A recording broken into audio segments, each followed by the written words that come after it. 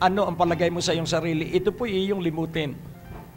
You are a special and a rare person in the sight of God. God is the one who made you. And He will not allow you to be in where you are today. God is elevating you to the highest plan na Kanya pong itinakda para sa iyo, para sa Kanyang kaluwalhatian. Kaya nga, unawain mong mabuti, napakaganda ng mangyayari sa iyo. Amen? Ang Diyos po ay napakabuti. Kaya expect that there is a mighty miracle that God will perform tonight. Isa po ang paraan sa maraming pamamaraan ng Diyos na nakaaabot sa puso ng tao ang makaranas sila o di kaya'y makasaksi ng himala. Kaya tingnan mo ang iyong katabi at sabihin mo, makakaranas ka ng himala. Makakaranas ka ng himala. At ang pangalawang sabihin mo, makakasaksi ka ng himala. Makakasaksi ka ng himala. Ngayon pa lamang ay nakikita mo na ang himala, ako. Sabihin mo sa iyong katabi, ako ang himala. Amen, ng Diyos. O, purihin ng Panginoon. Ang Diyos po ay napakabuti. Amen? Wala pong katulad ang kabutihan ng Diyos. Oh. Tandaan mo po, sa bawat di mo inaasahang pagsubok, may inilalantad ang Diyos na mahihinang bahagi sa ating buhay. Amen po ba? Kaya nga, pag natuklasan mo yung mahinang bahagi ng iyong buhay, ayusin mo yon. Depensahan mo yon. Amen?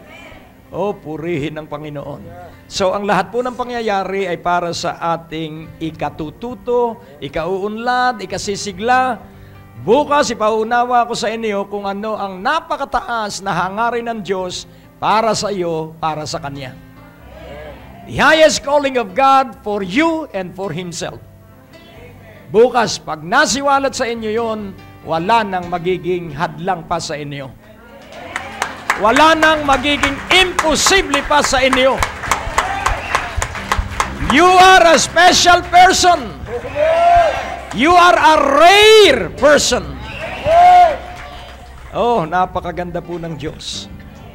E awitin natin, as the deer panted for the water. Ito po isang heart attitude at habit na kailangang laging iyo pong gawin at patuloy na isabuhay. Yun lagi pong pagsusumakit at maalab na ang iyong hinahanap, katulad ng usa, ay ang batis ng buhay. Amen? The water of life will be freely flowing for those who seek after that water of life. So if you shall overcome, and to those who overcome, I will give them the water of life freely. Kaya, pag sikapan mo po na maging laging hinahanap mo ay ang tubig ng buhay at ito ay ang Panginoong Jesucristo. Amen. So, umawit ka at iyong isipin ng Panginoon. Hallelujah. As the deep panted for the water, so my soul longed after you. You alone are my heart's desire, and I long to worship thee. As the deer, make it true. As the deer panted for the water, so my soul longed after thee.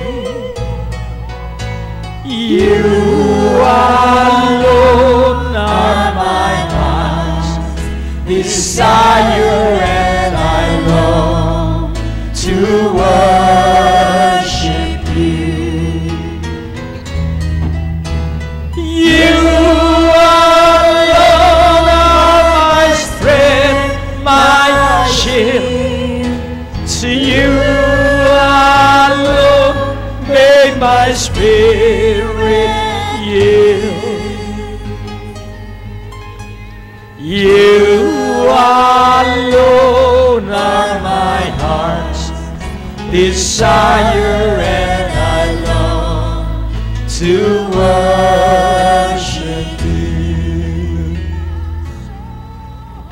You're my friend, and you are my brother, even though you are a king. I love you more than any other, so much more than anything. You alone are my strength, my shield. To you alone may my spirit yield.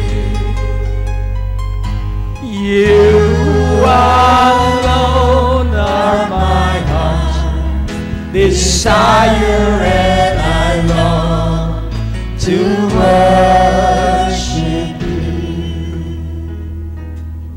And I long to worship you. And I long.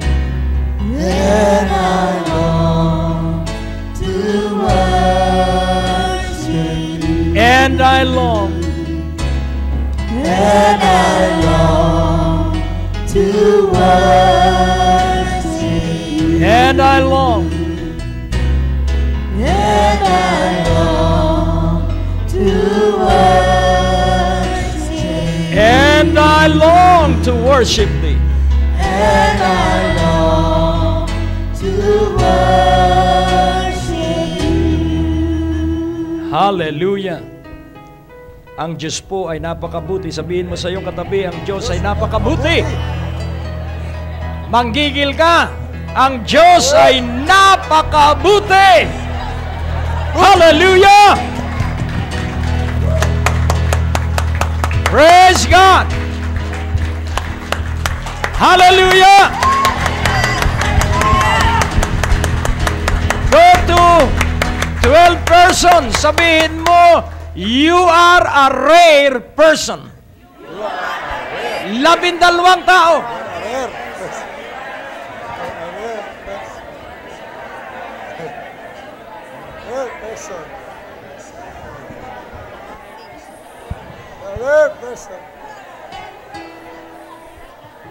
Hindi natin ano to.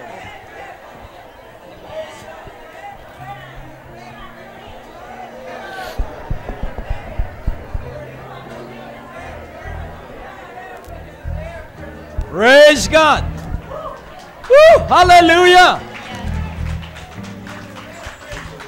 Hallelujah! In Jesus' name. Amen? In Jesus' name. Only in the name of Jesus.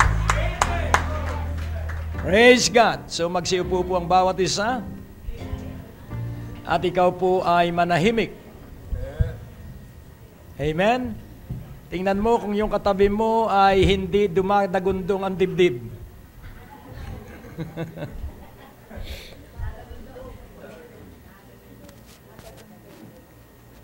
So tahimik na po ba? So ito po ang mensahe.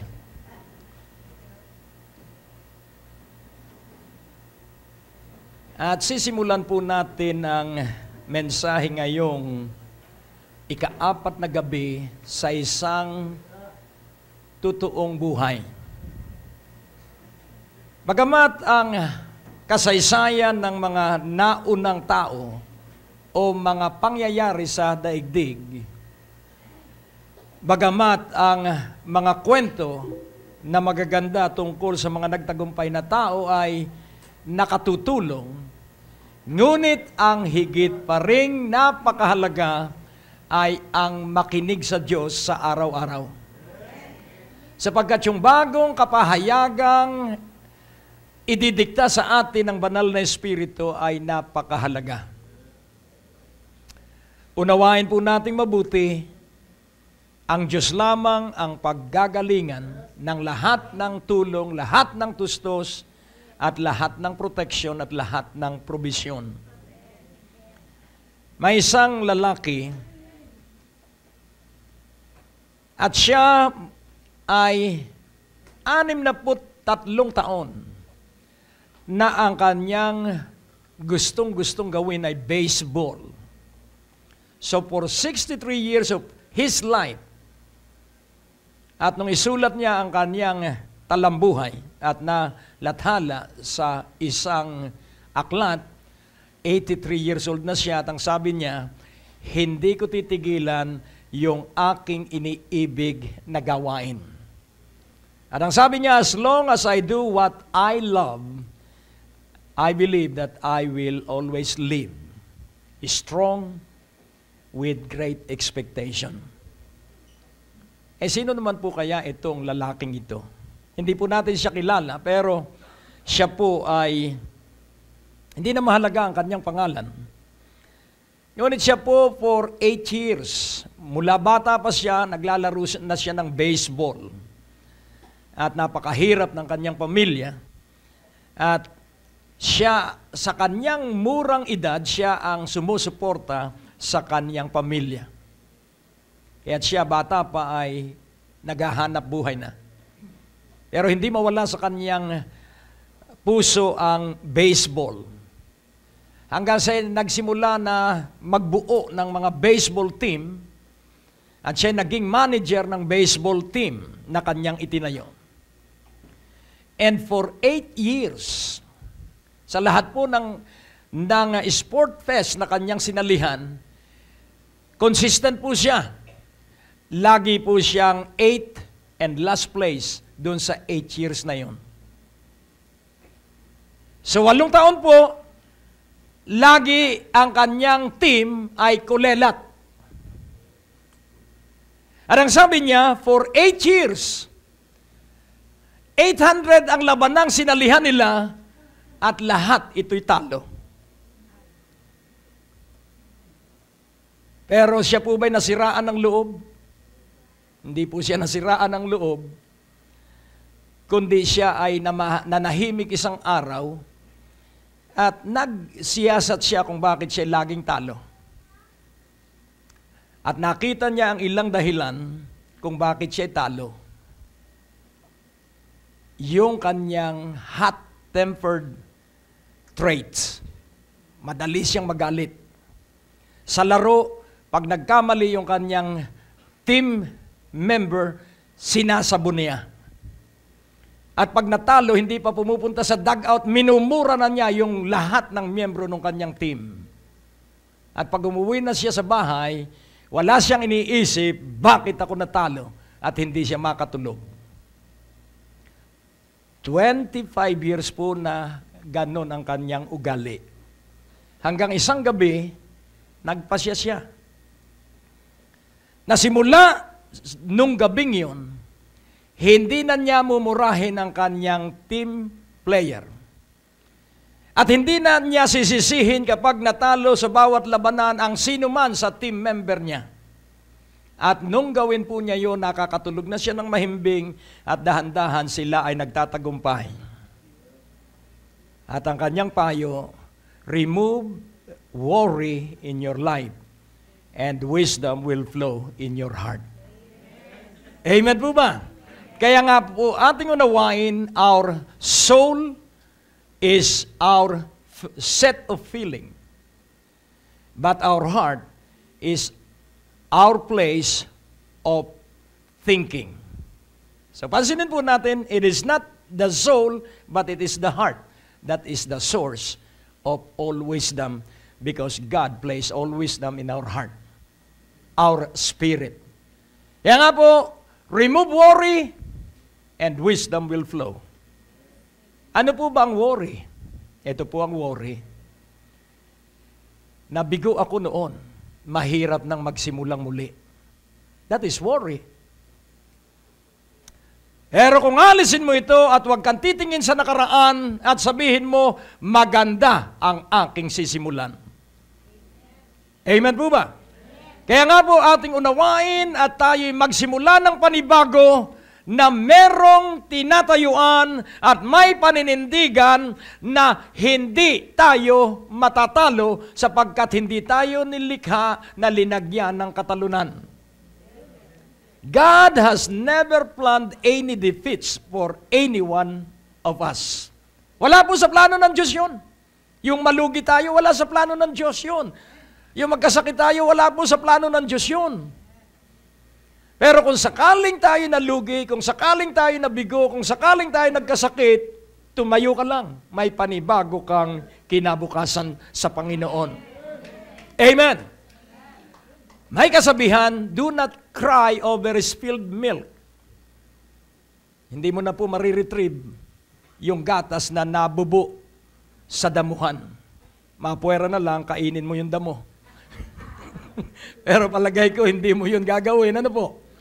So, atin pong unawain.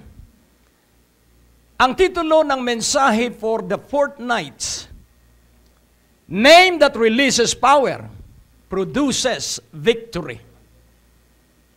So all the power, all the success, all the victories are behind that name. Name that releases power produces victory. So ang tagumpay po ay manggagaling sa natatanging pangalan. Amen. At ano po ang pangalang ito?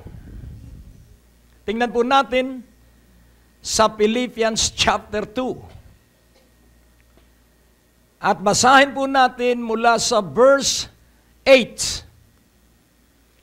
Name that releases power. So, and being found in fashion as a man, he humbled himself and became obedient unto death, even the death of the cross. Verse 9. Wherefore God also hath highly exalted him, and given him a name which is above every name. So, i-relate natin sa title. Ibalik natin ang title, Name that releases power, produces victory. Lumilikha ng tagumpay. And what is that name that is above every name? Jesus. Hallelujah. So, verse 10, that at the name of Jesus, so identified na po yung name. The name that is above every name is the name of Jesus. And what shall we do on the name of Jesus? Bow. Every knee should bow of things in heaven and things in earth and things under the earth. Verse 11. And that every tongue should confess that Jesus Christ is Lord, to the glory of God the Father.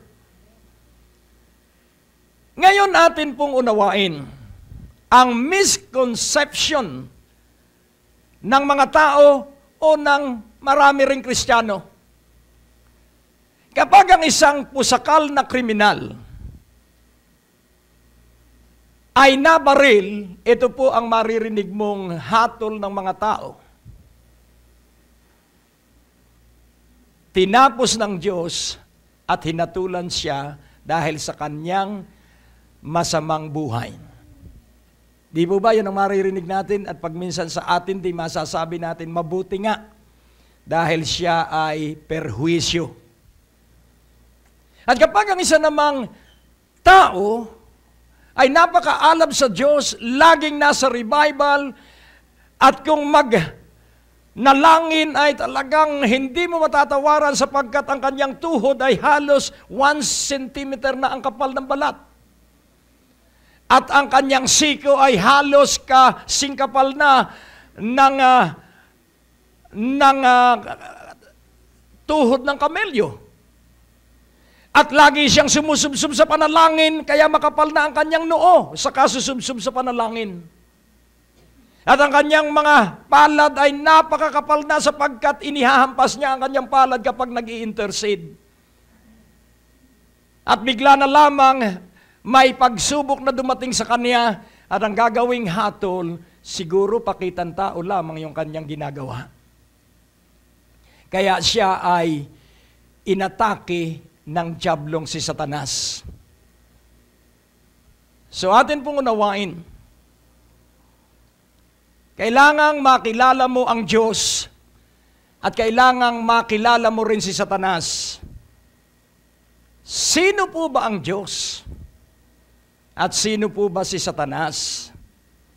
Nais kong inyong maunawaan ang kapangyarihan ng iisang pangalan. At kailangan ito ay matanim sa inyong puso at sa inyong isipan, sapagkat sa pangalan lamang ni Jesus, mahaharap mo ang diablo. Amen po ba? Unawain mong mabuti, tanging pangalan ni Jesus, ang lahat ng tuhod na nasa langit at maging nasa lupa at nasa impyerno ay luluhod sa isang pangalan. At ang lahat ng nasa langit, lahat ng nasa lupa, lahat ng nasa impyerno, ang kanilang labi ay magpapatotoo, si Jesus ay Panginoon. Pero ang may kaligtasan ay mga taong buhay pa siya, tinatawag na niyang si Jesus ay Panginoon. Kaya nga kailangan tayo po ay maging matalino at ating tayuan ang pangalan ng Panginoong Hesukristo na tanging pangalan sa bawat pangalan. Mataas na pangalan sa bawat pangalan. The name that is above every name. Sa Acts 4:12. Hallelujah. Acts 4:12. Neither is there salvation in any other, for there is none other name under heaven given among men whereby we must be saved. So ang kaligtasan ng bawat tao ay tanging ang pangalang Jesus. Sapagkat ang Jesus, ang ibig sabihin ay tagapagligtas. Kaya nga ating unawain, huwag mong katatakutan si Satanas. Bakit hindi ko katatakutan si Satanas? At bakit hindi mo dapat katakutan si Satanas? Ano ang iyong tatayuan na kadahilanan kung bakit hindi natin dapat katakutan si Satanas? Tingnan natin sa Colossians 3:15. Colossians 3:15. And let the peace of God rule in your hearts, to the which also you are called in one body, and be ye thankful. So, hayaan mong ang kapayapaan ng Diyos ang mamuno sa iyong puso. Ang maghari sa iyong puso kahit ano nangyayari. Kahit lumilindol, kahit pumuputok ang lahat ng bulkan. Let the peace of God rule in your heart. Amen po ba? Kahit na magsara ang lahat ng bangko. Let the peace of God rule in your hearts. Ano po ang sabi sa verse 16? Let the word of Christ dwell in you richly in all wisdom, teaching and admonishing one another in psalms and hymns and the spiritual songs, singing with grace in your hearts to the Lord. Verse 17. And whatsoever you do in word or deed, do all in the name of the Lord Jesus, giving thanks to God and the Father by Him. So when you let the peace of God rule in your heart, and you serve Him heartily, and you do all in the name of the Lord Jesus, bakit hindi natin dapat katakutan si Satanas? Tingnan natin sa Colossians 1:15. Colossians 1:15. who is the image of the invisible God, the firstborn of every creature. Who is the firstborn of every creature? Jesus Christ. Verse 16. All things created, for by Him were all things created that are in heaven and that are in earth, visible and invisible, whether they are thrones or dominions or principalities or powers. All things were created by Him and for Him. Glory! So pansinin po natin sa Ephesians chapter 6 verse 12. Napakahalaga pong masundan ninyo ang katotohanan ito. For we wrestle not against flesh and blood, but against principalities, against powers, against the rulers of the darkness of this world, against spiritual wickedness in high places. And who and what is these principalities? What are the powers? What are the rulers of the darkness of this world? And what is this spiritual wickedness? Ibalik po natin sa 1:16 ng Colossians. For by Him were all things created. So, dominions and principalities and powers are all creation of God. Wow! So, Satan, who is Lucifer, is only a creation of God. Purihin ang Panginoon. Therefore, he is subject to God. So, why be afraid of him? He was defeated, so he is a defeated foe. And you are more than conquerors. Why be afraid of Satan? You are more than conquerors. You are more than Satan. So let the peace of God rule in your heart. Amen po ba? Pag may sakit ang iyong katawan, huwag mong entertainin yan. Iyong palayasin, sapagkat lahat ng sakit galing kay Satanas. Dahil ang gusto ni Satanas, ikaw ay sirain. Ang gusto ni Satanas, wala kang oras sa Diyos. Sapagkat ang lahat ng tungkol sa Diyos, gustong guluhin ni Satanas. Sabihin mo, manggulo na lang siya sa ibang lugar, wag sa iyong bahay. Utusan mo siya. Amen? Wag sa kaaway mo, basta kung saan na lang. Pero wag sa iyong buhay at wag sa iyong bahay. Sapagkat ang iyong bahay ay saklaw ng dugo ng Panginoong Hesukristo, ang iyong buhay. So your house is sanctified by God. Your vehicles are sanctified by God. Amen? The streets that you will pass through are sanctified by God. And you are surrounded by the angels of God. At kung may labanan, ang unang taga-suporta mo ay ang Diyos at pumapalakbak. Laban na, kaya mo yan. Laban na, kaya mo yan. Amen? God is for us, and no man can be against us. Nakuha nyo na po? Kaya hindi tayo dapat lampa at papatay-patay pag sumakit ang tuhod, isipa mo. Sa pangalan ni Jesus. Pag namimigat ang paa sa pangalan ni Jesus, hindi kita gustong kasama. Ano bang ginagawa mo po pag may lumapat na linta o limatik? Di po ba iyong inaalis? Hello? Kayo ba'y may karanasan na sa linta? Na pag kumapit sa iyo, payat na payat, pag hindi nalalaglag ay tumataba. At pag hindi mo pa tinanggal ay tataba na kasi laki ng hinliliit mo. Nakukuha niyo po ganyan ang demonyo. Kapag hindi mo siya inalis sa iyong katawan o sa iyong panlabas, siya po'y kakapit hanggat hindi mo pinalalayas. At anong ginagawa mo sa linta? Nung ako'y bata pa, kukunin ko yung aking itak at tatantarin ko siya at galit na galit ako. Nakukuha niyo po? Ganyan po ang labanan. Hindi po yung inaaliw sa Satanas, ay alis ka na dyan, alis. Hindi po pwede yung ganon. Only the violent shall take the kingdom of heaven by force. This is not a laughing matter, this is warfare. Amen po ba? This is warfare. This is warfare. Ang talo ay yung mga mangmang. God wants you to be more than a conqueror because you are. But Satan wants to deceive. And he can easily deceive anyone because of ignorance. Do you know your rights? Do you know that God loves you so much? Do you believe that God loves you so much? Eh, ba't naghihimuto ka dyan sa iyong utang? Hello? Be consistent. Kausapin mo yung utang mo at sabihin mo, bayad ka na. This is what I am doing. Amen po ba?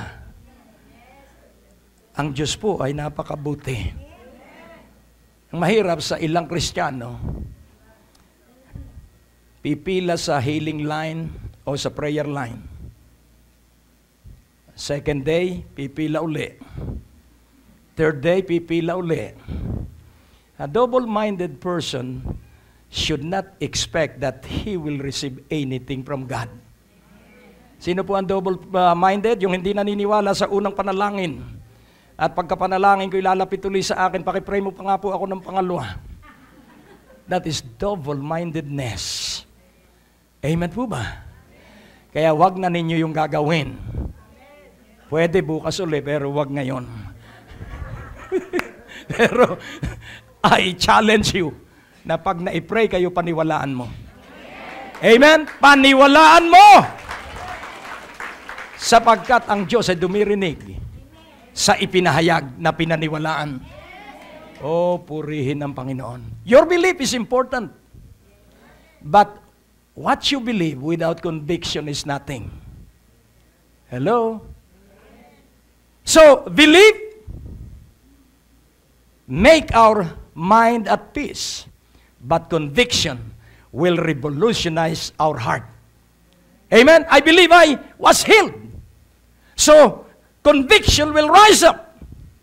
And conviction will give me action. Amen po ba? Amen! Hallelujah! Sabihin mo, natututo na ako. Kaya nga, unawain mong mabuti, ikay mahal ng Diyos. Sabi ng isang lalaki, makinig kayong mabuti. Wholehearted and unwavering commitment is how people become great. Kaya kung malalaki ang iyong pagsubok because you are on the pathway of your greatness. Tingnan mo ang iyong katabi, kaya pala malaki ang pagsubok ko. You are on the road for your greatness. Because the promise of God is that He will make your name great. Eh bakit umiiyak ka pag ikay sinusubok? Hello?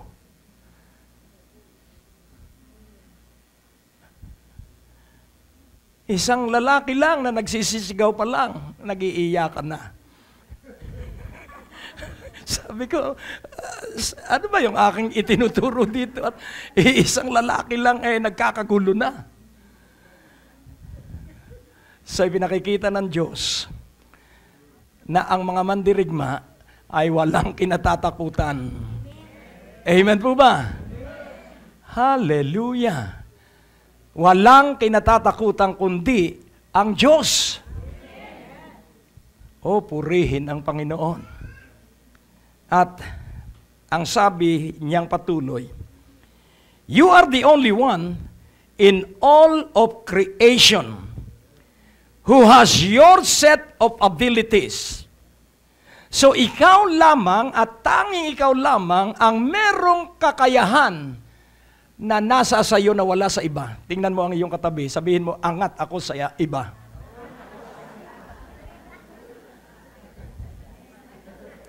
Paniwalaan mo ito. Ito'y totoo. Amen? And you are special.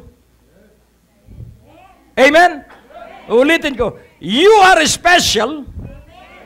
You are rare. O, purihin ang Panginoon. Baka pag-uwi ninyo, aray, ang tuhod ko. You are special, you are rare. And you live but once. Minsan lang tayong mabuhay, paiiksiin mo pa ng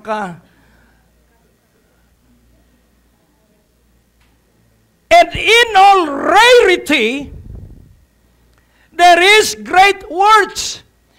At sa lahat ng iyong natatangit ay isa na espesyal na lalaki at babae sa Diyos, napakataas ng halaga mo. Law of supply and demand. More supply, low price. Dahil nag-iisa ka, mahal ka. Malaki ang halaga mo dahil you are one of a kind. Kaya hindi mo lang makita ang sarili mo dahil ikinukumpara mo ang iba sa iba. Ang iyong sarili sa iba. Do not compare yourself with others. Compare yourself with what you have done yesterday and what you are doing today. Nakukuha mo po. You are not insignificant. You are valuable and precious. God loves just the way you are. Wow. Amen. So ulitin ko po, you are not insignificant. Hindi ka po walang kabuluhan. Hindi ka po hangin lang. Hindi ka po damong ligaw sa parang. Ikaw po ay espesyal na likha ng Diyos para sa Kanya. Oh, purihin ang Panginoon. God loves just the way you are. Kaya wag ka nang magpaganda pa ng kutis. Dahil kung ano ka, mahal ka na ng Diyos. So, God loves you the way you are, but He loves you too much to leave you the way you are. Sa sobrang pag-ibig sa iyo ng Diyos, mahal ka na niya, maging anuman ang mukha mo, maging anuman ang kutis mo, maging anumang kulay ng buhok at ng iyong balat. Mahal na mahal ka ng Diyos. At dahil sa sobrang pag-ibig sa iyo ng Diyos, hindi ka niya hahayaan na sa iyong kagwapuhang at kagandahan ay manatili ka na lang na hinahangaan sa iyong anyo. Ibig ng Diyos na iluklok ka sa dapat na pagkalagyan mo sang-ayon sa kanyang mainam na balak. Oh, glory! Kaya nais kong ipaunawa sa inyo ang tatlong bagay. Do not worry God, and do not worry men. And then, the second truth, inspiration comes from God only.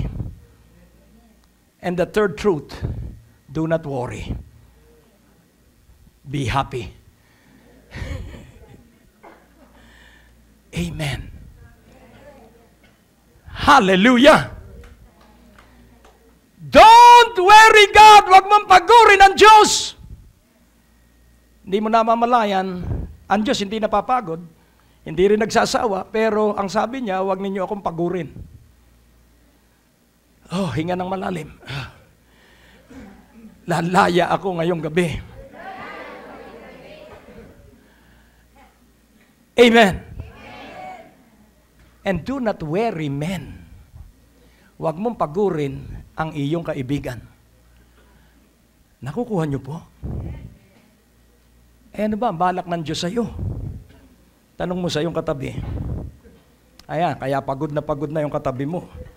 Dahil sa kanya mo itinatanong ang balak ng Diyos. Hello? Huwag mo rin itatanong sa akin kung anong balak ng Diyos sa iyo, hindi ko alam. Ang tanging may alam ng balak ng Diyos sa iyo ay ang Diyos. Ay paano mo malalaman ang balak ng Diyos? Kaya umalis ka sa pagkamangmang. Kaya maraming naghihirap na Kristiyano dahil sila'y mangmang. Alam niyo yung mangmang? Mangmang, hindi wangwang. Ano? Mangmang. Baka kayo magkanriringgan. Ang mangmang po ay... So an ordinary person is one who watch thing happen. So, napapagmasdan niya ba? Pero ang isa pong dakilang lalaki at babae who make things happen. Hello? Na pag walang hanap buhay, ikay gumagawa ng hanap buhay para makaambag ka sa buhay ng maraming walang hanap buhay. So, you make things happen. Kaya nga, unawain mong mabuti in what way ating pinapagod ang Diyos? Sa Isaiah chapter 7, sa verse 10 to 13, inyo pong usisaing mabuti ito, sapagkat kapag natuklasan mo ang katotohanan, hinding-hindi ka na magkukulang. Moreover, the Lord spake again unto Ahaz, saying, hindi po Ahaz, ano po? Ahaz. Dahil pag Ahaz, baka yun ay maging Ahaz. Hindi po, pangalan po ito ng tao. Amen? Moreover, the Lord. Yung salita pong moreover ay karagdagan pa sa mga ito. Kaya moreover, ang ibig sabihin, hindi iisang pagkakataong nagsalita ang Diyos. Moreover, the Lord spake again, past tense, spake again, ang ibig sabihin ay nagsalitang muli, ang ibig sabihin kung ilang ulit na siya nagsalita. At sino ang kanyang pinagsalitaan? Si Ahaz. At ano ang kanyang sinabi? Sa verse 11, ask thee a sign of the Lord thy God. Ask it either in the depth or in the height above. So ano ang sabi ng Diyos? Humingi ka ng palatandaan sa Panginoon mong Diyos, humingi ka sa kalaliman, sa ilalim ng lupa, palatandaan sa ilalim ng lupa, o di kaya'y palatandaan sa kalangitan. Ano ang sagot ni Ahaz sa verse 12? But Ahaz said, I will not ask, neither will I tempt the Lord. Hindi ako hihingi, hindi ako magtatanong, at hindi ko rin susubukin ang Diyos na Panginoon. Ano ang sabi sa verse 13? And he said, hear ye now, O house of David. Is it a small thing for you to weary men? But will you weary my God also? Nais kong inyong maunawaan. Do not weary men, and do not weary God. How shall we weary God? Paano natin pinagsasawa at pinapagod ang Diyos? Doon sa ating katigasan ng ulo, ang sabi niya, ask and you shall receive, and you are not asking. Hello? Pag humingi ka, paniwalaan mong ikay narinig ng Diyos. And how shall we weary men? Alam mo ba ang aking kinabukasan? Alam mo ba ang mangyayari sa akin sa isang linggo? Alam mo ba kung ano ang panahon ko ngayon?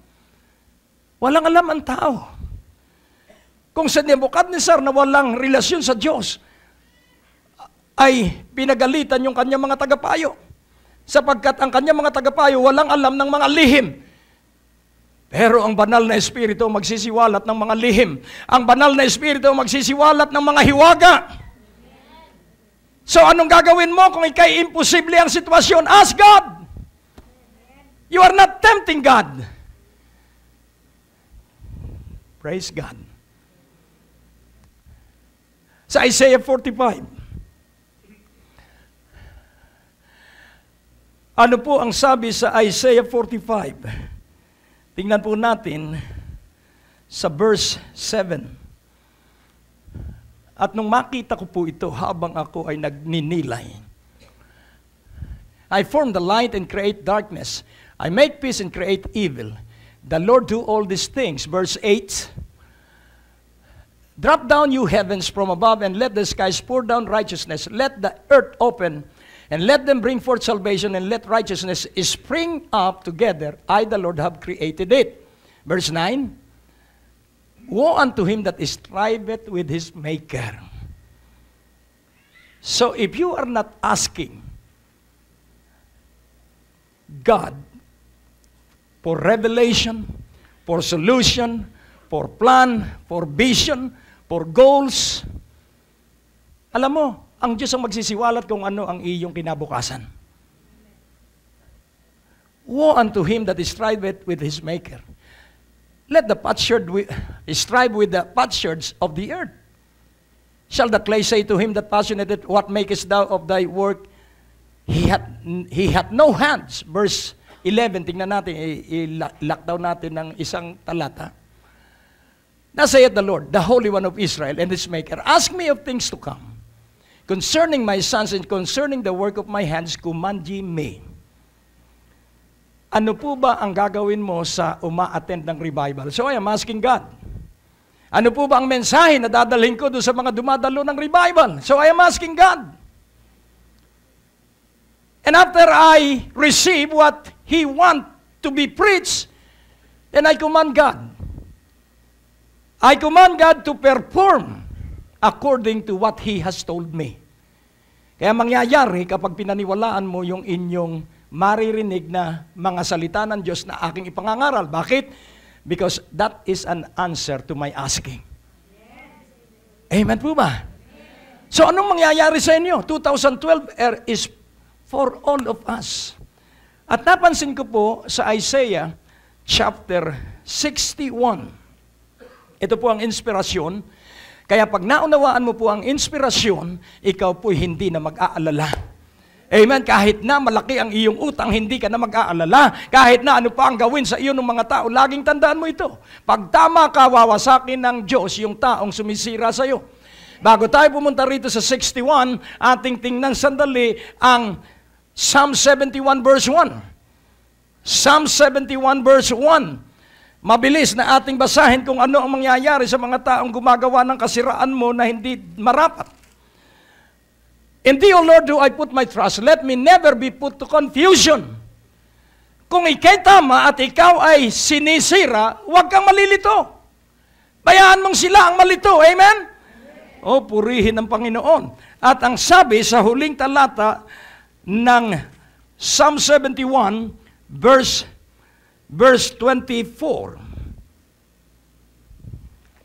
My tongue also shall talk of thy righteousness all the day long, for they are confounded. Sino raw malilito? Yung mga sumisira sa iyo. Amen? They are confounded, for they are brought unto shame that seek my heart. Yung nagmimiting ako'y sugatan, yung nagmimiting ako'y ilugmok, yung nagmimiting ako'y masira, they will be put into confusion. Hallelujah! But put your trust in God. Do not worry God. Do not test God. Do not worry man. Do not ask opinion from any man. Ask God, and God will put it into another man who will help you. Oh, purihin ang Panginoon. Sa Isaiah 61, verse 1. Hallelujah. Nais ko pong ipakita sa inyo ang ilang napakalinaw na katotohanan. Mabilis. The Spirit of the Lord God is upon me, because the Lord hath anointed me to preach good tidings unto the meek. He hath sent me to bind up the brokenhearted, to proclaim liberty to the captives, and the opening of the prison to them that are bound. Who among you are meek and poor? To preach good tidings unto the meek. Who among you is facing an impossibility situation? And you cannot rely on any person or anything. But your only defense is God alone. To proclaim, so I received the anointing to proclaim. And what am I to proclaim? What am I to preach? Good tidings unto the poor. He had sent me to bind up the brokenhearted, to proclaim liberty to the captives and the opening of the prison to them that are bound. Lalaya sa droga, lalaya sa pagkalasenggo, lalaya sa pagkasugaron, lalaya sa lahat ng bisyo. If I proclaim the good tidings, if I preach the good tidings, verse 2, to proclaim the acceptable year of the Lord in the day of vengeance of our God, to comfort all that mourn. So if you believe what you are hearing, then God will put a vengeance against those who are trying to destroy you. Amen? So the acceptable year of the Lord is 2012 for all of us, and God will destroy those people who are trying to destroy you. Oh, hallelujah! So I am comforting you, and if you are comforted, hallelujah, anong sabi ng verse 3, ito ang mangyayari sa iyo if you receive the comfort. Gagaling ka sa sakit. To appoint unto them that mourn in Zion, to give unto them beauty for ashes. So ikay magiging maganda, sapagkat ikaw ay, ang kalungkutan ay sa Diyos. Blessed are those who mourn, for they shall be comforted. Kaya ikay gaganda. What is access? Ito po'y pagpapakumbaba sa harapan ng Diyos na kahit hindi mo maunawaan, kahit hindi mo kayang tiisin yung pinagdaraanan mo ngayong gabi, lalaya ang iyong anak at gagaling ang mga may sakit. Hallelujah!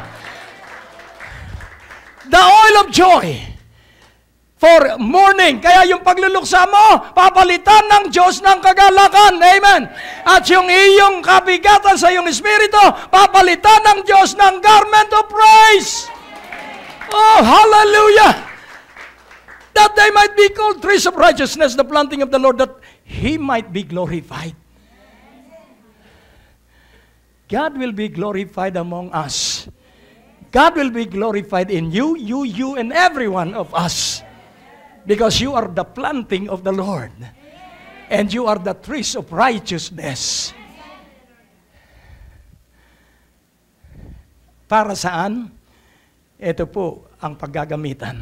Verse 4. And they shall build. Bubuuin mo ang wasak mong buhay. Bubuuin mo ang wasak mong tahanan. Bubuuin mo ang wasak mong hanap buhay. Bubuuin mo ang lahat ng nasira sa iyo. At sino ang bubuo? Ikaw! Dahil ikaw ay pinuspos na ng Diyos ng kagandahan. Ikaw ay pinuspos na ng Diyos ng kapangyarihan. It is only because of the name of the Lord. And the name of the Lord releases power that produces victory. Kaya ngayon pong gabi, sabihin mo, beauty for ashes. Balik natin sa 3. So sabihin mo, beauty is mine. The oil of joy is with me. I am clothed with the garment of praise. And I am a tree of righteousness. I am the planting of the Lord, that the Lord may be glorified. Hallelujah. So, because you believe, the Lord is receiving glory. Because you believe, the Lord is glorified. And He will be more honored if you rebuild the waste places. Kapag iyong binuo ang mga nasirang mga panahon ng iyong buhay at mga lugar na iyong pinanggalingan. Bow down your head and pray. Oh, hallelujah. Salamat po that it is only in your name. It is only in your most precious name. And tonight we are asking for forgiveness that wearied you by not asking. Because people are not receiving because they don't ask. So allow us to be always overflowing with asking. And we believe that if our asking, our motive and purpose is your motive and purpose, then you will provide for us. And when we are sure, O Lord, that it is for your concern and purpose, then we can command you to do it in our time. May it be so as we declare your word in our prayers. In Jesus Christ's name, and everyone shout, Amen. Amen. Ang Diyos po ay napakabuti. Sabihin mo, now is my time. Glory and glory. So gawin po natin ang kasunod na malaking gawain.